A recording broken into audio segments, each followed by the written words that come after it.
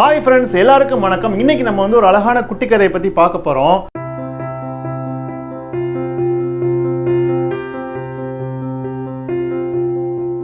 இப்போ இந்த கதையோட ஆரம்பத்தில் ஊரா போயிட்டு கூரை மேயிற ஒருத்தன் தனக்கு வேலையே இல்லை அப்படின்னு சொல்லிட்டு ரொம்ப சோகமா இருக்கான். அந்த நேரத்தில் பக்கத்து ஊர்ல இருந்து அவனுக்கு ஒரு வேலை வருது. அங்க இருக்கிற ஓட்டெல்லாம் கரெக்டா பிரிச்சு அடுக்கணும் அப்படின்ற மாதிரி ஒரு வேலை வந்துடுது. அதனால அவன் அந்த ஊருக்கு போயிட்டு இருக்கான். அப்படி போற வழியில ஒரு காட்டு பகுதியில் நடந்து போயிட்டு இருக்கான். அந்த பாதையில யாருமே இல்லை, அவன் மட்டும் தன்னந்தனியா நடந்து போயிட்டு இருக்கான். அப்படி பாதி வழியில போயிட்டு இருக்கும்போது அங்க ஒரு இடத்துல இங்க நில்லு அப்படின்னு ஒரு வாய்ஸ் வருது.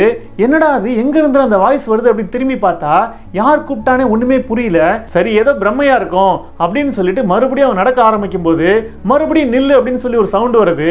என்னன்னு பார்த்தா அங்க ஒரு குட்டி சிலை இருக்கு. இந்த இடத்துல தோண்டு அப்படின்னு அந்த சிலை சொல்லுது. இவனுக்கு ஒண்ணுமே புரியல. இந்த சிலை ஏன் பேசுது அப்படின்னு பயந்து போய் நின்றுட்டு இருக்கான். அப்புறம் வேற வழி இல்லாம அங்க தோண்டி தான் பாப்பமே அப்படின்னு தோண்ட ஆரம்பிக்கிறான். அப்படி தோண்டும் போது பாத்தீங்கன்னா அங்க ஒரு பானை இருக்கு. அந்த பானைக்குள்ள பட்டாணி பருப்பு சைஸ்ல நிறைய தங்கம் இருக்கு.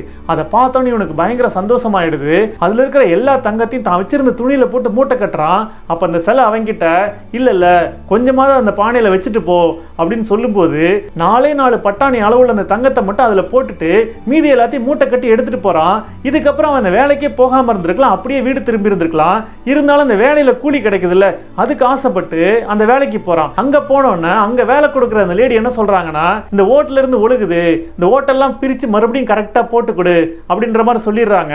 இப்ப அவன் எடுத்துட்டு போனான்ல அவனோட பொருள் எல்லாத்தையும், முக்கியமா அந்த பட்டாணி சைஸ்ல அந்த தங்கத்தை வச்சிருந்தான்ல அந்த மூட்டை எல்லாத்தையுமே அங்க இருக்கிற ஒரு கம்புல கட்டி வச்சுட்டு அந்த வேலையை பார்க்க ஆரம்பிக்கிறான். அந்த மூட்டையை பார்த்தோன்னு அந்த லேடி அவங்கிட்ட இது என்னப்பா அப்படின்னு கேட்டோன்னே, அது ஒன்றும் இல்லம்மா, சும்மா பட்டாணி பருப்பு தான் அப்படின்னு சொல்லிட்டு அவன் வேலையை பார்க்க ஆரம்பிக்கிறான்.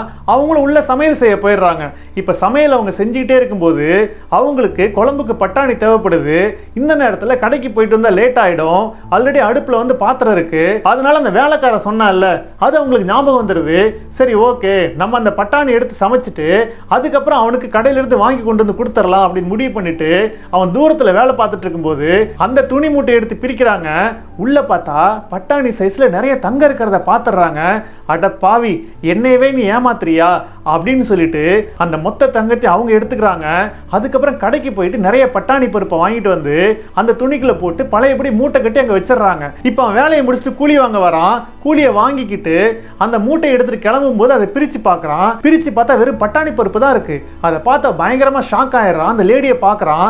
அவங்க கிட்ட என்னப்பா காலையில பட்டாணி பருப்புன்னு தானே சொன்னேன், அதானே இருக்கு, ஏன் உன் மூஞ்சி ஒரு மாதிரி மாறி இருக்கு அப்படின்னு கேட்டவனே இவனுக்கு என்ன சொல்றதுனே தெரியல. வேற வழி இல்லாம எதுவுமே பேச முடியாம அங்கிருந்து திரும்பி நடந்து வரான். வரும்போது அதே காட்டு வழி பாதையில் தான் வரான். அதே சிலை வருது.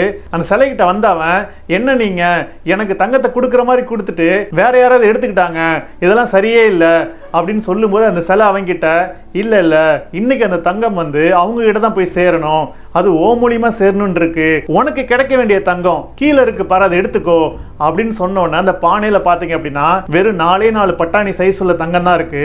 இப்ப இவனுக்கு என்ன வேணும் அப்படிங்கிறத யார் முடிவு பண்ணிருக்கா? இவனே தான் முடிவு பண்ணிருக்கான் அப்படிங்கிற மாதிரி இந்த கதை முடியுது. இந்த வாழ்க்கையில நமக்கு என்னென்னலாம் வேணும் அப்படின்னு சொல்லி நிறைய விஷயத்தை தேடி போவோம். ஆனா அது எல்லாமே நமக்கு எப்படி கிடைக்குது, அதை யார் முடிவு பண்றாங்க அப்படிங்கறத இந்த கதை ரொம்ப அழகா சொல்லுது. இப்ப இந்த கதை உங்களுக்கு பிடிச்சிருந்துச்சா இல்லையா அப்படிங்கறதெல்லாம் நீங்க கமெண்ட்ல போடுங்க. இந்த வீடியோ உங்களுக்கு பிடிச்சிருந்துச்சுன்னா லைக் பண்ணுங்க, உங்க கருத்துக்களை கமெண்ட்ல போடுங்க. மீண்டும் ஒரு வித்தியாசமான கதையுடன் உங்களை சந்திக்கும் வரை உங்களிடமிருந்து விடைபெறுகிறேன். நன்றி, வணக்கம்.